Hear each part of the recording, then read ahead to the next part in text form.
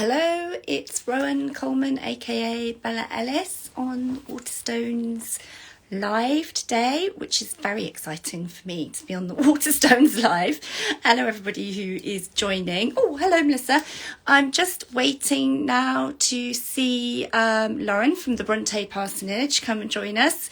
And as soon as she's here, we're going to kick off with a lovely discussion about the Bronte Mysteries, Diabolical Bones, and also Bronte sisters in general, their lives and their works.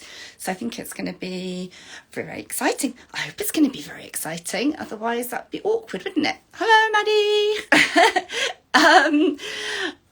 While we're waiting for Lauren, let me thank you, Alan. I must tell you that I love my bookshelves more than anything. Right, so Brontë Parsonage Museum is here.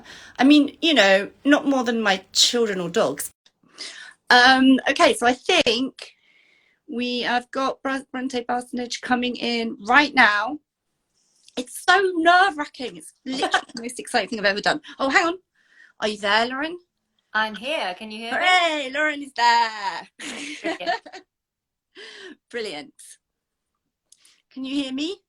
I can hear you. This is all good news. Fabulous. Are we good to go? Sorry, Lauren, are we good to go? Yeah. Let's go. Fabulous. So let me get up my list of many questions. So welcome everyone to this Instagram live event with Waterstones and Bella Ellis. That's me. Are you still there, Lauren? Lauren? Uh-oh. Lauren's gone. Oh, so we're waiting for Lauren to come back. So this is my book. It's called The Diabolical Bones, and it is the second in the Bronte Sisters Mysteries. So the Bronte Sisters Mysteries imagines that before they were famous, the Bronte sisters were amateur sleuths. I think she's coming back. And yes, technology. Well, she's in Yorkshire, see, it's not great. Are you there, Lauren? I'm here, and I'm so sorry, I don't know what happened, and hopefully I'll stick around a bit longer this time. Fingers crossed, hooray! All right, so I'm going to hand back over to Lauren. Brilliant. So welcome everyone. My name is Lauren and I work at the Brontë Parsonage Museum in Haworth, which is where I have encountered Bella Ellis or Rowan Coleman many times previously while she's been researching and just generally spending a lot of time in Haworth. So I want to outline kind of how this event will work. So we'll chat for about 45 minutes about the wonderful Bronte Mystery series. Cue my showing of props. No, Lauren, don't go.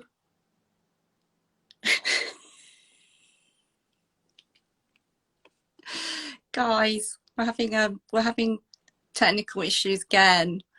So what we're going to do is we're going to talk for 45 minutes and then we're going to have some questions. So while we're talking, don't worry, Kobe, it'll be fine. While we're talking, don't worry, Christina. You can think of some really good questions to ask us, okay? Right, okay, third time lucky. It's gonna work. It's gonna work this time, I promise you all. Charlotte! I'm terribly sorry. I have no idea what is happening. But hopefully I'll stick around for a little bit longer this time. Or maybe I can just bark questions at Rowan. She can answer it and then I can come back into this. Or maybe there is a Bronte sister or some kind of phantom who is just getting rid of us. It's Emily, she's like that. Sorry, Emily, I don't mean it. I'm bored with any kind of social media platform. So I really hope I stick around for a bit longer because as I said, we're here to talk about Bronte Mysteries books, particularly the new release, The Diabolical Bones, which is a perfect.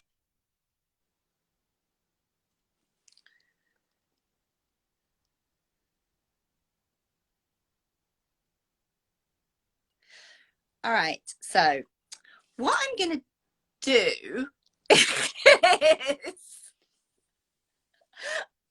tell you more about the Diabolical bones.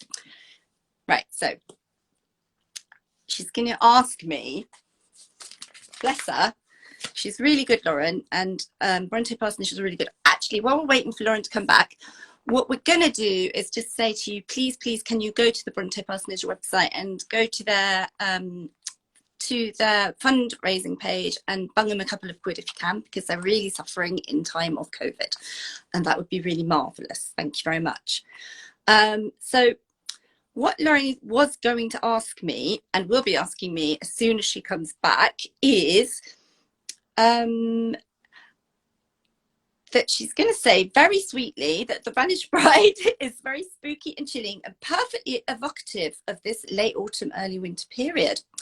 Rowan, can you tell us about the book without giving too much away? Well, it's the Brontë Parsonage or the Brontë Society website, Anna.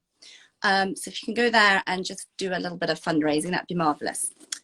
So it's set at Christmas, actually, Christmas 1845 in a snowbound Haworth. It's the Brontë Parsonage Museum, and it's it's just as the sisters have found out that their book of poetry is going to be published. In actual fact, their book of poetry wasn't published in Christmas 1845. They found out in February 1845, but I messed about with the dates a little bit here, but don't worry, every time I change something historical, I put it in the author's note at the end. Are you there, Lauren? I'm here. I don't know how long I'll be here for. I'm not sure if there's something I need to do, but you're doing I don't know what's going on. It should be fine, I think. But I'm entirely surplus to requirements because you're doing a wonderful job anyway.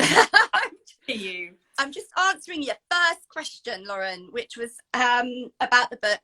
So it's Christmas, it's snowing, they're at home, and they're a bit bored and fed up because they're stuck inside the tiny parsonage, and they hear from their housekeeper and dear love Tabby that there has been a discovery of bones hidden in a chimney up at Topwithen's Hall on the top of the moors, and they immediately decide they need to go and have a look and find out what is going on and get to the bottom of that.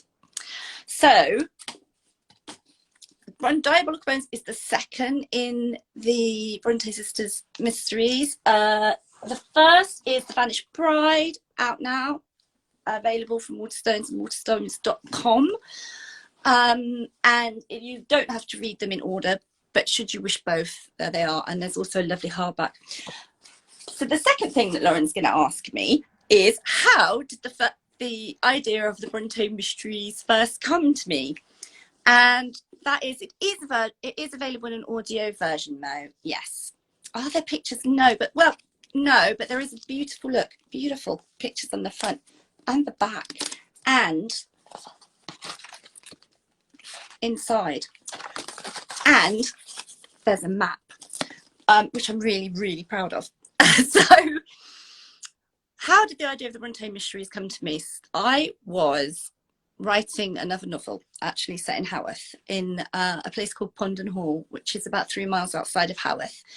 And it's an old house that was known to the Bronte sisters. It very probably was part of the inspiration behind Wuthering Heights. And certainly the Bronte sisters went there a lot. They knew the Heaton family really well. They were Branwell's drinking buddies, and they went there to use the library.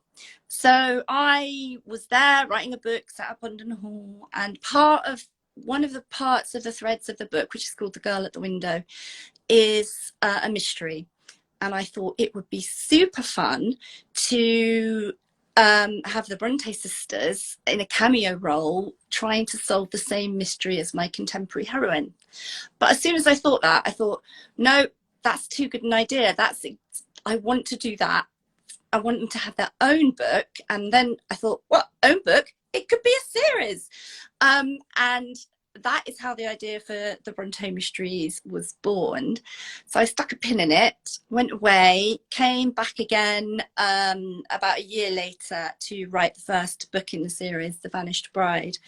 And during that time, I was able to sort of level up my knowledge of the Brontes, which was pretty good, and but really go there and get much more expert, as expert as I could. In order to do what I really wanted to do, was to write something that was biographically fairly accurate, 99% accurate, but weave in with it a really fun, twisty-turny, chilling, gothic mystery. Because I always say there's no evidence that the Bronte sisters were amateur sleuths, but there's no evidence that they weren't. So come on, why not? Let's do it, I say. Oh, it's my friend Miranda. Hello, Miranda. So Lauren, are you there? It's quiet again. Lauren? So the next question that Lauren's going to ask me, she wants me to tell you about why I am such a mad, crazy Bronte fan, or Bronte devotee, as we say it poshly. And the reason is that I was dragged. I know, where's Lauren? I was dragged to the Parsonage Museum when I was about 10. It was raining. We were on holiday. I didn't want to go. It was kind of miserable, and I just thought, oh, house, museum, boring.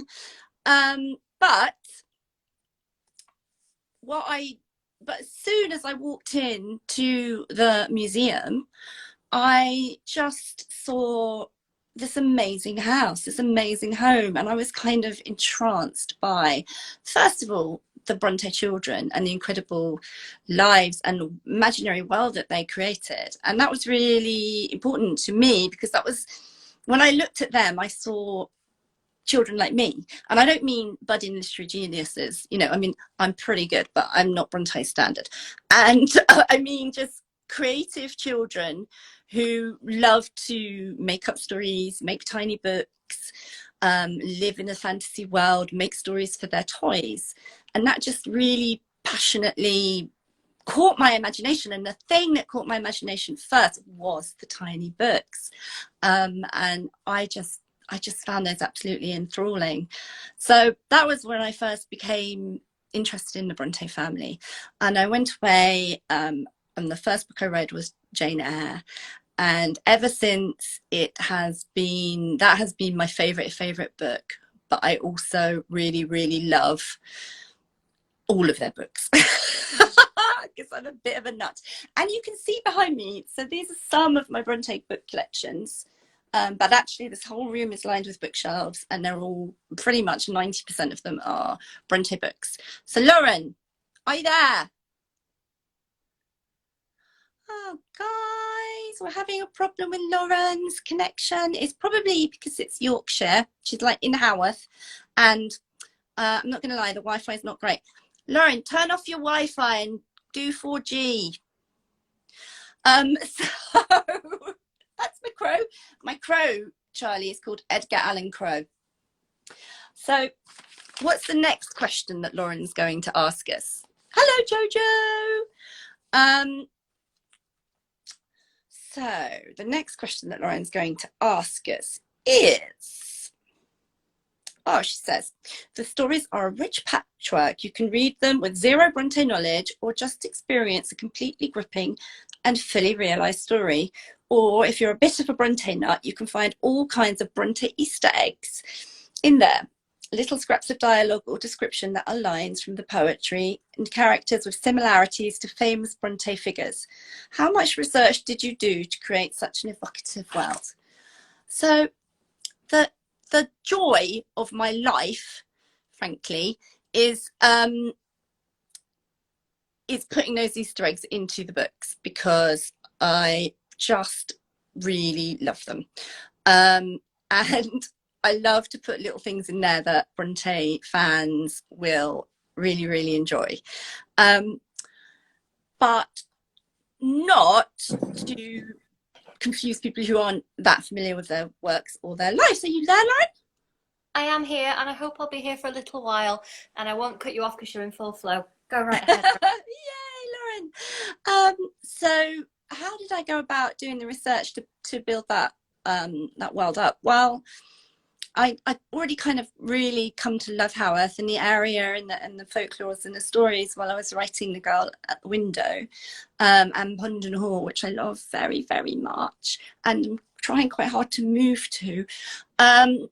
And so I was already kind of steeped in that sort of Yorkshire feeling.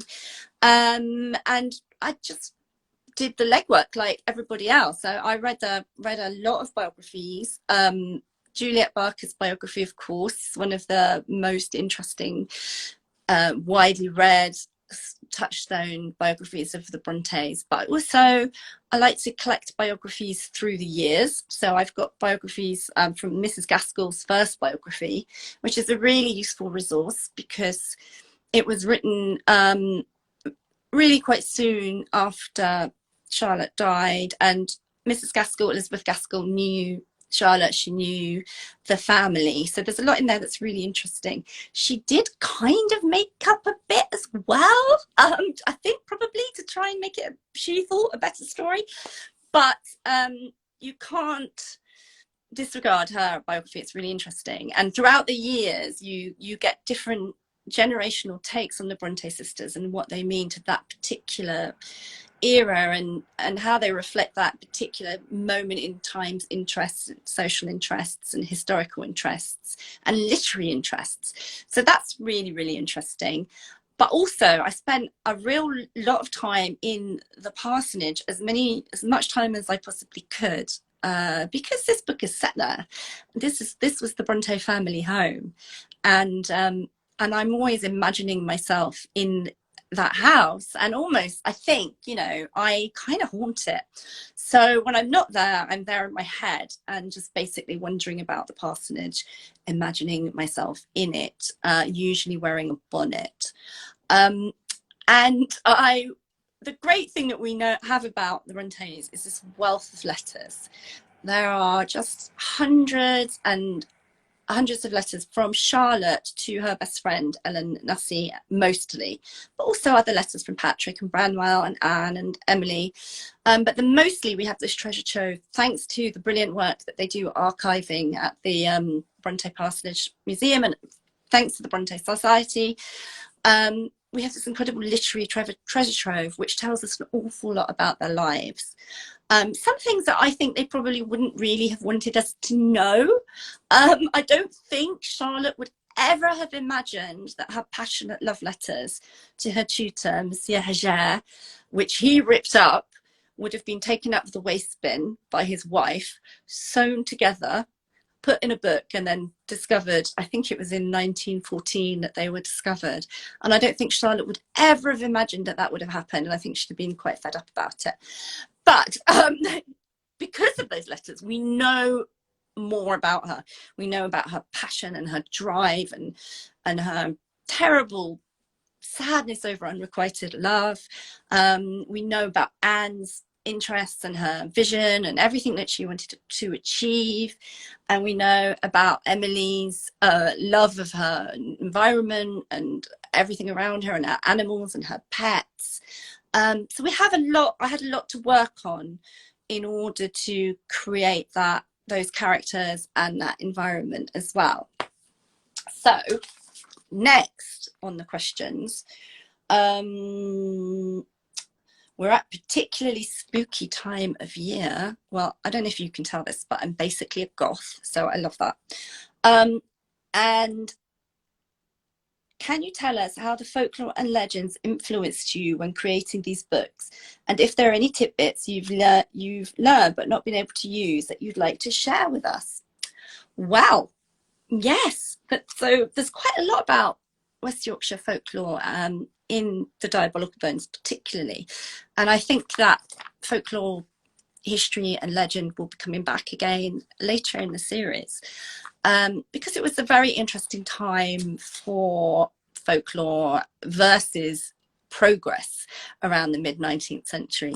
Industrialization was happening all over the place, and Haworth itself was a very industrial village. It was working really hard. There were mills all around it, and Tabby, the housekeeper, told the young Bronte children that her mother used to regularly see fairies on the moors, but that they were chased away by industry. So around that time, folklore and Christian belief were kind of living side by side, and you see that a lot, and I always think that's really, really interesting. Everybody went to church on a Sunday, but they also made sure that they had a little witch's stick on the gatepost to keep away witches, and perhaps a couple of rowan trees. And you know, one really good piece of folklore that I don't think I put in the book was putting a piece of old clothing or a pair of old shoes into your house above the door, literally into the brickwork, to keep away evil.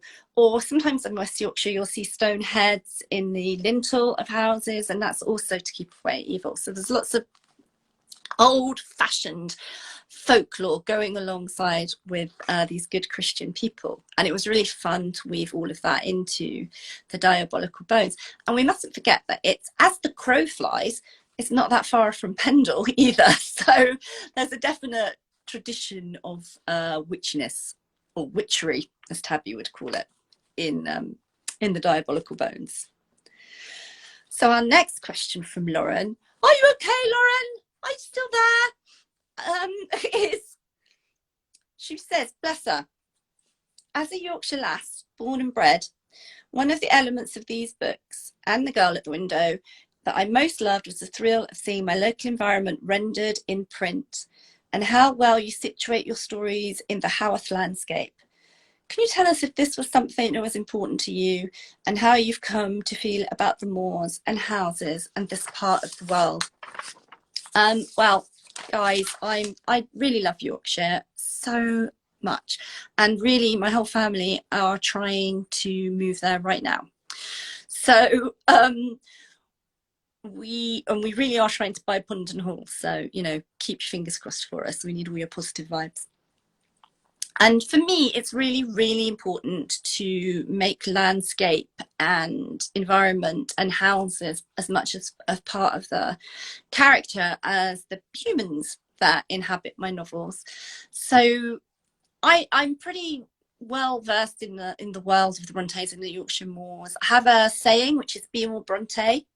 So I've been to up the moors on a hike in the scorching heat, the snow, the rain, the sleet, because that's what the girls did. They were always, you know, 10-mile walk to Bradford, nothing, do it twice a day. And so that's what I've always been doing. I've always been getting up there, getting to feel the landscape, the wind, the way that the heather moves, the cotton grass, the curlews, the snow, and how the snow blankets and quietens and softens everything. And it really is God's own country, and it is really the most beautiful place in the world. So I definitely have worked quite hard at trying to bring Yorkshire into these books as a living, breathing country. And it's a real great honour, actually, that a Yorkshire lass like Lauren, who unfortunately can't join us for some reason, really feels that way about the books. That makes me super proud. Am I going really fast? Might be. Don't know, to be honest. So, what else have we got here? Okay, so Lauren says, one thing that's always really fascinating about any kind of well-done crime or detective novel is how intricate the plotting is. Was writing this way a new experience for you? Did you really enjoy sprinkling clues and drip feeding the plot? Well, if you know my books as Rowan Coleman, you'll know that I try really hard not to skimp on plot. If you've read The Girl at the Window or The Summer of Impossible Things, there is quite a pacey plot, and there is a mystery, and there are things to be discovered. But when you're writing a mystery novel, you really do have to level up in terms of the plotting, and that was a big challenge for me. And I did work really hard at that plot, because I'm not naturally inclined to plot. I would just let everyone to sit down, have a nice cup of tea, some cake, the end. But I was aware that that's not really allowed in plotting books. So I worked very hard to try and get the plot into exactly the kind of book that I love to read. And I love to be taken on a journey.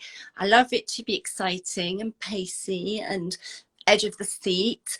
And I love to think that I might know what's going to happen. And I like to be surprised. So really, I've just worked super hard on all of those things, trying to pack them all into The Vanished Bride and to the Diabolical Bones.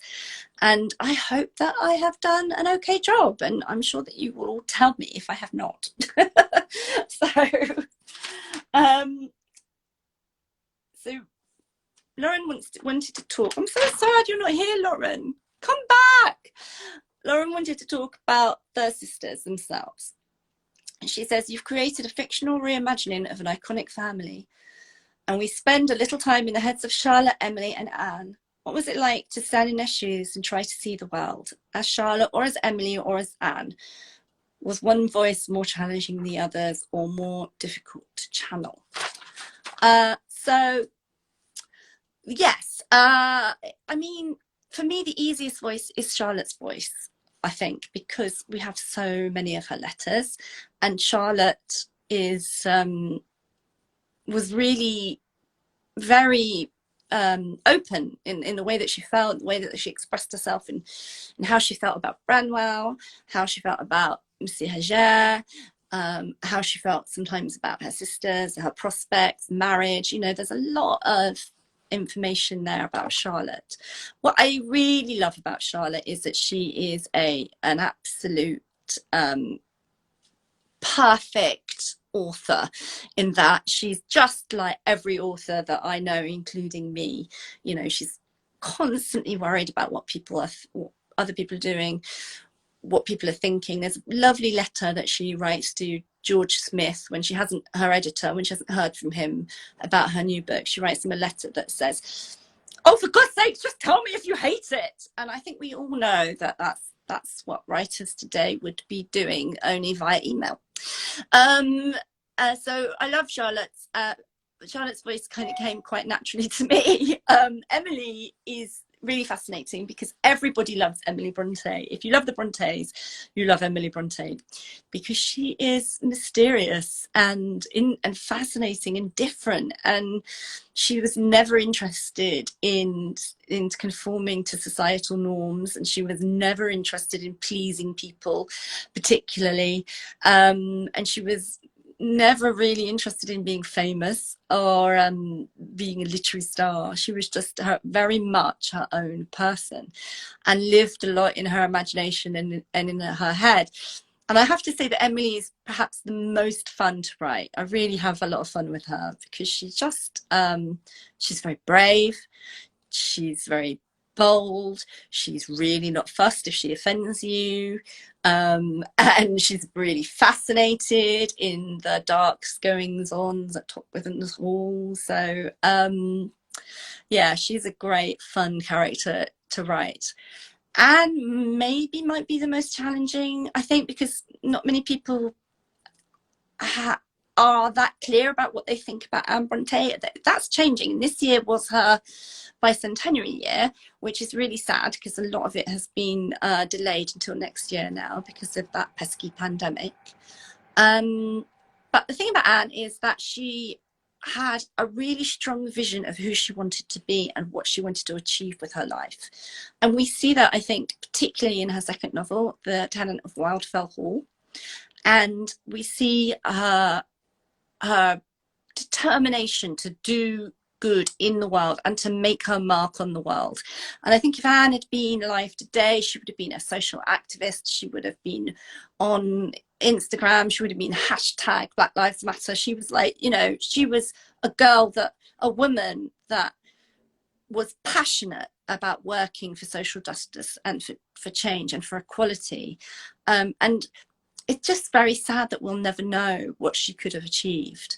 I think in her last letter, she wishes that she could have lived a little longer because she just really wanted to make her mark on the world.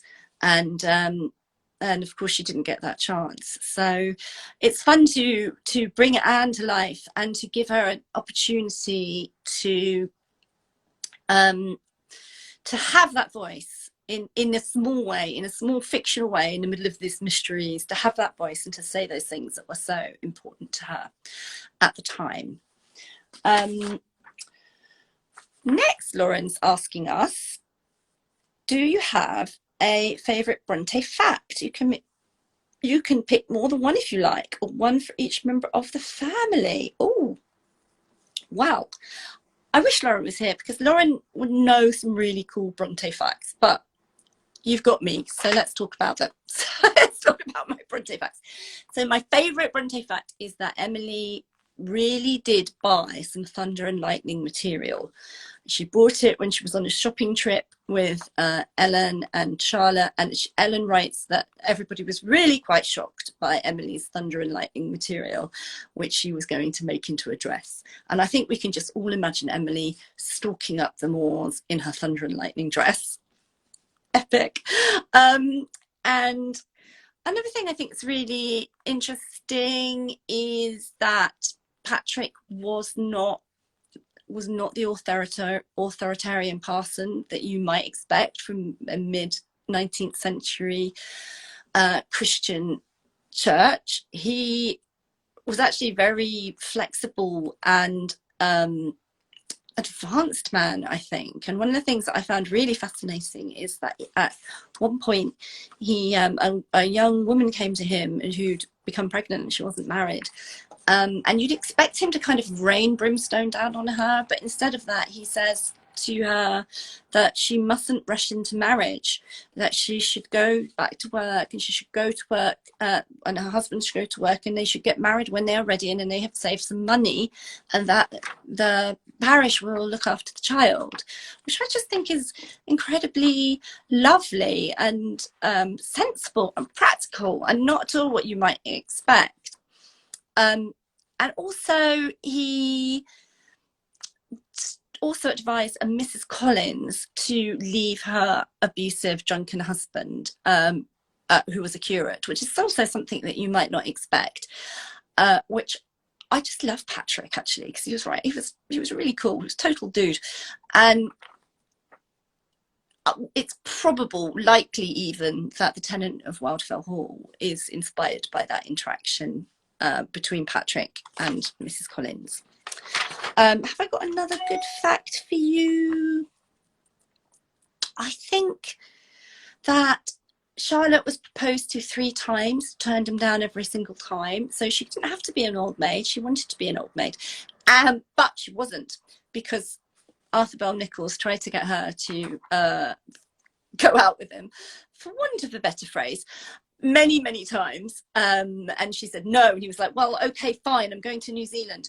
And she was like, great, are you? Oh, I'm a bit sad now. And eventually he talked around, but she writes to Ellen that she found him in the backyard crying like a girl, and that just makes me laugh so much because that's so Charlotte. But she did eventually come to love him, and I think they were very happy for the short amount of time that they were married. So I know you spent a great deal of time at the Brontë Parsonage Museum, Lauren asks. Do you have any favourite items from the collection? So many. I think I mentioned already that I love the tiny books. I think they're so precious and important, and really key to inspiring children into finding out more about Brontes and about Bronte fiction. I love to see the dresses that they put in Charlotte's room. I particularly love Charlotte's wedding bonnet and her tiny shoes. But most of all, most touching to me, I think, is that all their writing slopes, which have their pens, their inks, their letters. It's just so evocative to stand in front of one of these writing slopes, which was the mid-19th century equivalent of a laptop, and look at these little items of ephemera that meant so very much to this family and to them as writers. And also, if you go to the parsonage, when you're allowed to go again, and please go because they need your visits, the dining room table was the original table that they wrote at. And so to be near that is kind of quite emotional for me. And if you look very, very carefully, you can see in the tabletop that there is an E carved into the top of the table. And I really like to think that that was a young Emily being a bit naughty, carving an E into the tabletop. There are so many amazing things there that you can see. So you need to get there. You need to go get to the parsonage as soon as you can. And I do just want to say again that the Brontë Parsonage Museum has really suffered because of the pandemic. Like a lot of our literary museums, actually, they rely on visitors in order to stay open. But you can help them. You can help them even now that new lockdown is happening. If you go to the Bronte Society website, you can find a page there for their fundraiser. And also you can go to the museum shop and buy lots of lovely bookish gifts and Bronte gifts for Christmas. And that will really, really, really help them. So please, please, please, please do that. We need to protect our literary museums. And they're more than just a collection of items. The Brontë Parsonage and the Bronte Society are always reaching out into the community, the local community and the worldwide community to make sure that they bring Bronte fans and authors from diverse backgrounds from all around the world into this wonderful legacy that the sisters have left us, and which is a legacy that is going to build into the future. It's not just in the past. So get there, give them some money, please, or buy something, because then it's win-win. So Lauren says, one of the things I really loved about the two books is the almost Trojan horse way you introduce issues around female emancipation and self-worth. This is in no way an earnest or worthy tangent, but really organic moments that rise out of the narrative and seem to me to be entirely encompass the feminist heart of the Brontes' writing. Was this something you consciously set out to do, or something that happened along the way? Well, I think it happened organically. I am a feminist. I'm an inclusive feminist. I stand beside all women, and I suppose it's impossible for me not to bring that into everything that I do. But feminism didn't really exist for the Bronte sisters in the 19th century. It wasn't a concept that they were familiar with at all. And certainly Charlotte, when she was married, she wanted to be known as Mrs. Nichols, and she very much deferred to her husband. So I don't think we could talk about them as feminists in the same way that we would talk about feminism today. But what they did do was just smash glass ceilings. And not only because they were women, but because of their background. They came from a kind of lower middle class background, and they achieved something that women of their status and their gender just so rarely did achieve. And they did it through an absolute fierce determination of will. And you can see that in their writing. You can see it in Jane Eyre. You can see it in Tenant of Wildfell Hall. You can see it in Wuthering Heights. These are women who are just determined to get their voice into the world and to make their voices heard. And I think the fact that they refused to be silent in a world where women were so often meant to be silent, that Charlotte in particular so believed in their talent and in their ability that she refused to give up. She refused to not be heard and not to have her talent and her words heard. Is a kind of proto-feminism. And Anne, as we said earlier before, really passionately believed in equality. She absolutely wanted that for everybody. So I think there was a kind of proto-feminism there that is kind of weaves its way through the books not in a kind of flag-waving way, but just because it reflects who they are, I think. Yeah, that's what I'm going to say. So, last question, how are we doing? Oh, we're doing okay. Is what's next for Bella Ellis and Rowan Coleman, Lauren asks. Well, good news. There are going to be at least 2 more Bronte Mystery books. I've planned for 6. So that's very exciting. I'm just started work on the 3rd one now, which is going to be called The Rise of the Red Monarch. And I'm so excited about the plot because I found a tiny little detail of Bronte history that hasn't ever really been written about, and I'm going to use that to develop this plot, which is really, really fun. I'm writing a new Rowan Coleman novel as we speak, and hopefully that will be out with well, I guess probably in 2021, hopefully, if we're lucky, maybe even 2022. But The Diabolical Bones is out tomorrow. And as you also know, new national lockdown tomorrow. So not good news for bookshops. So please, before the shop shut, rush out, buy a copy of Diabolical Bones from your local Waterstones. And if you send me a picture or on Instagram, I'll send you a book plate. Also, Waterstones.com is going to be working brilliantly and seamlessly throughout this next month, so you can be ordering books from them as well, which is fabulously good news. So I think the next thing is to do is if you want to ask questions, and you can do that, I believe, in the comments. Now, I don't know, are the comments on?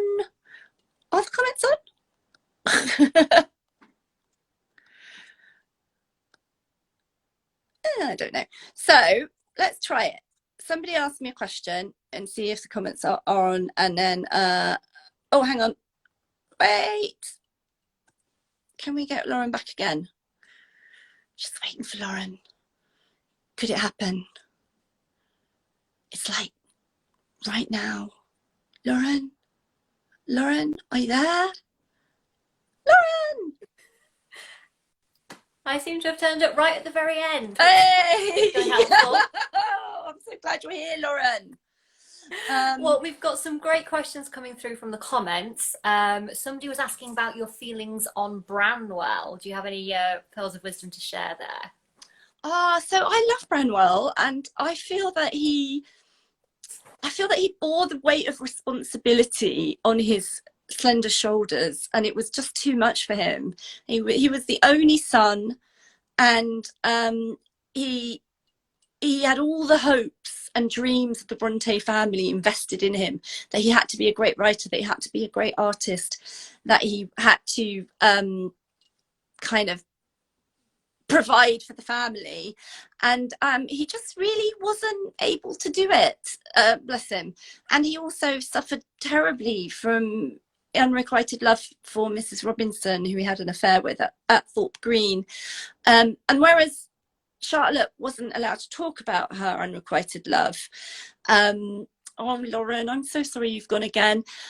Charlotte couldn't talk about her unrequited love, and she could not admit that she'd had unrequited love, but Branwell could, and I think that maybe was his undoing, because he was drinking, he was taking the opium, he was writing poetry and putting it in the paper, and so yeah, I love him. I think he's a man who had a lot going for him, but unfortunately the weight of responsibility was not something that he was able to carry. But he does have a happy, he's an integral, important part of the detectives in the Bronte Mysteries series. So let's see if we can find another question here. Do I have a favourite Bronte, says She Gathered Books. That's a bit like saying, do you have a favourite child? And so, no, I don't have a favourite Bronte. I do really love them all. I love Charlotte because she is the archetypal author, and I kind of really, really identify with her in a lot of ways. And I love my fictional Emily because she's just so funny and so brave and brilliant. And which sounds like I'm real bragging, isn't it? Like she's so funny, but it doesn't feel like I've made her funny. It feels like she just is. And I love Anne because she's so determined and revolutionary and rebellious in her own particular way. So, and I love Branwell for the reasons that I've just said, and Patrick because he was just brilliant dad. I would love Patrick to have been my dad. And I love Tabby as well, particularly my fictional Tabby because she's just really good fun. So no, I don't have a favourite Bronte. I just love them all. Let's see what else have we got. Oh, what are your feelings about me? When did you get the idea from the Bronte Mysteries? So like I said at the beginning of this live, that came from writing another book. And often when you're writing one novel, in the middle of that novel comes a beautiful shiny idea for another one, and you're kind of cursing it because it's so good and you want to do the shiny idea and not have to finish the one that's hard work. But the idea of the Bronte Mysteries came while I was working and writing in Haworth, writing a Bronte-inspired take on Wuthering Heights, which is The Girl at the Window. And as soon as I had it, I was just madly keen to write it, and also really worried that somebody else would write it first. So I was just really glad that I managed to get the books out before somebody else did, because it just seemed to me, what a really good idea. Why has nobody else had it? So I hope you, if you read it, I hope you enjoy it. Thank you everybody here who's ordered. Looking for more questions. Is the killer in the Diabolical Bones based on a real historical killer, asks Maddie. Well, it's a kind of amalgamation of historical killers, and it's really difficult to talk about without spoiling it, because almost as soon as I say anything about the real historical killers that the villain is based on, it kind of gives it away. So what I would say is that yes, the killer is based on a couple of real historical killers. You're gonna have to all read the book and then come back to me, and then I'll tell you who it is afterwards. I hope that's okay. Haworth had its fair share of crime during that time. Most famously had a poisoner, although I don't think the poisoner was actually guilty. There is a sort of Haworth poisoner story going on, and a highwayman buried allegedly in the graveyard just behind the Black Bull. If you were to write fiction about any other writer, who would it be? Oh, that's really interesting. I don't know that I would write fiction about another writer, but I would love to write fiction about Albert Einstein, and I would like to write fiction about Tesla, because these are both people that I find really super interesting. I'm really fascinated with Mary Wollstonecraft and Mary Shelley. So would I be brave enough to write fiction about them? I don't know, because I don't feel like I know them in the same way that I know the Bronte family. But I would like to read that fiction. And I just, yeah, I think I find them endlessly fascinating. What else have we got? Will you write any more books based around the Heatons of Pundon Hall? I mean, that is really very possible and on the cards. Kirstendel, because as I keep telling you, I really hope to buy Pundon Hall and to move there, because it is rich in history, rich in Heaton history, but also rich in Bronte history, and it's where Emily went to use the library to read all the books, and where she drew a pencil drawing of a fist smashing through the window, a glass window, when she was 10 years old, which I just think is an amazing foreshadowing of Wuthering Heights, and the thought that she might have been thinking about Wuthering Heights when she was 10 years old is amazing. So I absolutely actually probably would write another Heaton book. Yeah. Particularly if I was living in Ponton Hall, because I would just sit there and they could all come, the ghosts could all come and tell me their stories. Great, like easy. Do I have a favourite Bronte adaptation, Grisabella? Ooh, I love the 1939 Laurence Olivier, Merle Oberon version of Wuthering Heights. So much so, actually, I've got not one, not two, but three of the movie adaptations on my shelf, the movie tie-in covers. Because I just love it because, Laurence Olivier, hello, wow, he was very fine. I think that movie is probably why a lot of us think that Wuthering Heights is a romance novel and not a deep psychological study in obsession. But I don't care because I just love it. It's a brilliant, brilliant movie. And I also love the 1980s Timothy Dalton version of miniseries of Jane Eyre, because he's really my kind of top Mr. Rochester as well. But there've been so many really good adaptations. I'd like to see a really good adaptation of The Tenant of Wildfell Hall, and I'm still waiting for that one. So I thought Sally Wainwright might have been doing it, but I don't know if that's going to happen at the moment. So fingers crossed for that. Let's all and we would all like a television adaptation of the Bronte Mysteries, wouldn't we? Yes, we would. Good. Let's have another look. No, thank you, Sarah. Me too. How many Bronte books are in my collection? Oh gosh. Wow. I think that there must be about 1,000 books in my collection. I think I've not counted them, but recently I was gifted a collection from a gentleman called Brian, an elderly gentleman who was downsizing and moving in with his daughter, so for happy reasons, but he just didn't have room for all of his books anymore, and he got in touch with me and asked me to take on his collection. And it was a real honor, actually, because he'd been collecting since he was 14 years old, and all these books that he's collected throughout his lifetime really meant a lot to him. And so my collection doubled in size overnight, and I had to buy lots of new shelves for Brian's books. What I'm hoping to do is to take all of them with me to Pondon Hall and restock the Pondon Library, and then I'll be able to let people come and visit the library and sit there and read books about Brontes, which would be a dream come true for me. What else have we got here? Any other questions? Do I like books? I do like books, yes. I like all the books. I write books, I've read lots of books, and I like books that aren't even by Bronte sometimes. Favorite book I have written? Well, that's a hard one as well to answer, because again, it's a bit like picking a favorite child. I love the Bronte Mysteries. I love The Vanished Bride and Diabolical Bones, just because they give me so much joy and make me so happy. I never have a bad writing experience when I'm writing those books.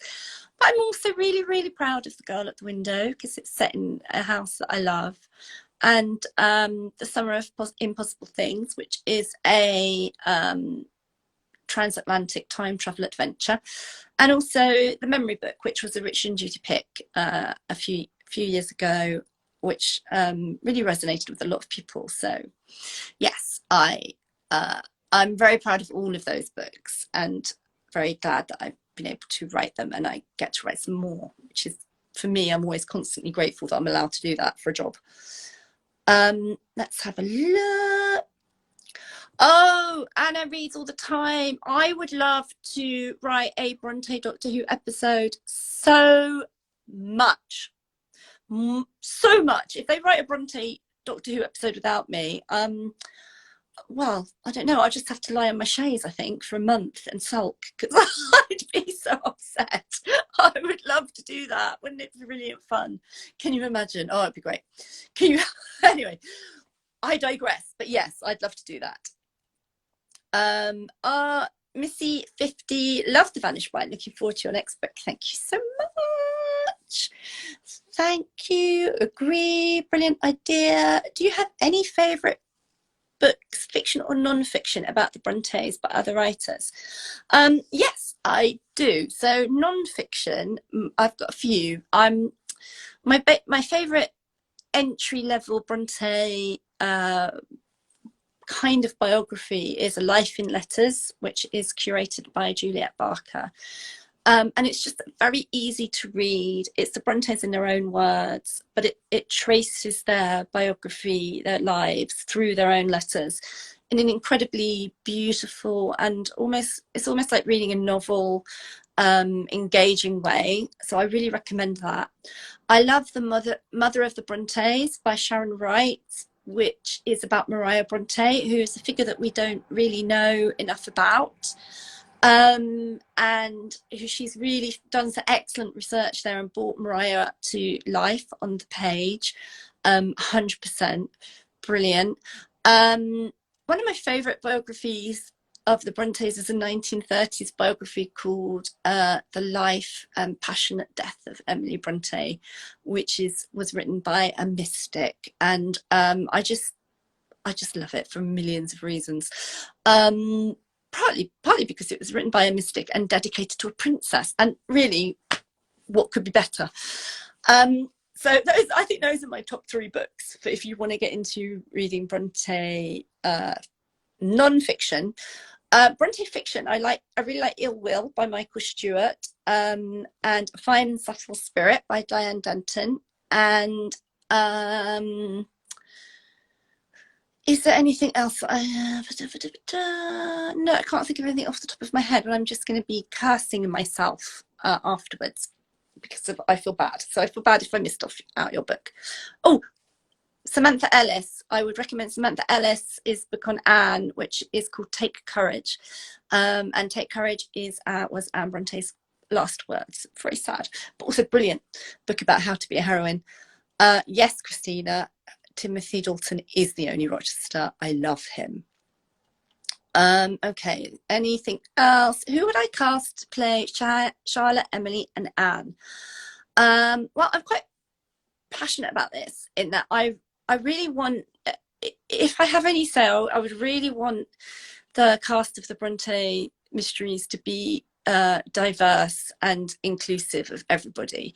I just don't think there's any need in the 21st century to have an all-white cast or you know, to adhere to any of those rules. So for me, I would be hoping for a very diverse, very exciting, brilliant cast in the line, you know, along the lines of the recent Dickens adaptation that we saw on screen with Dev Patel, which I just thought was brilliant. And also there's a brilliant Bronte musical called Wasted, which had a very fantastic cast. And so to me, it's more about who captures the spirit of the characters than anything else. And I really hope that if it does go ahead and it gets made, that is what happens. We'll have to see, won't we? I mean, yes, the television adaptation with the characters from Walking Visible would be amazing because they were amazing. They were really amazing. But I don't know how those two worlds, Sally Wainwright's world and my world, would cross, but it would be amazing. Right, what genres do I read? All of the genres. I read all the genres. I love horror, I love thrillers, I love crime, I love romance, I love biography, I love history, I love sci-fi. I'm basically a bookworm. I just really, really love books. So I think that I've got maybe time for one more question. So let's have a little look and see if there is one more question here. Oh, so the book written by the mystic is called A Passionate Search. And hang on, one moment. One moment, please. Please hold. Where is it? It's moved itself. It's been spooky. What I'll do is I'll have to put a post up on my page, Rowan M. Coleman. I'll put a post up about it because it's a really good story. And I really enjoyed the story, so I'll do a live about the story and tell you all about it. And also, I have the book, the copy of the book that was dedicated to the princess, signed by the author, Virginia Moore, and the princess. So I'll tell you all about that. It's very exciting. I don't know if the new Tom Gates book is out. Sorry. So, do I speak any other language? Waterstones is, the shops might be closing in lockdown, but Waterstones is going on. Do I speak any other languages? I'm afraid that I do not, and I'm really embarrassed about that. I wish that I did. I am partly from Maltese heritage, and I would love to be able to speak Maltese or Italian or French or German or Swedish, any of those really. So maybe in the next lockdown I'll be trying to do that. What I am doing in the lockdown is I am going to be reading Jane Eyre, having a Jane Eyre read along starting on Monday at 12 o'clock from my page, Rowan Coleman. So come along and join the Jane Eyre read along if you can. And so it's just been amazing to be on Waterstone's account doing this live with you tonight. I'm so sorry that we didn't get Lauren on board, because Lauren is brilliant, and you would have loved to hear her. She's got so many interesting and fascinating things to say. But thank you everybody who stuck with us for the last hour, and thank you Waterstones for hosting me. And please go and buy a copy of the Diabolical Bones tomorrow, or order it from waterstones.com. And please go and support Brontë Parsonage and Museum and help it stay open during these difficult times. Thanks so much, everybody. I've just had a brilliant time, and now I'm going to go and have a very large glass of wine. So take care. Bye.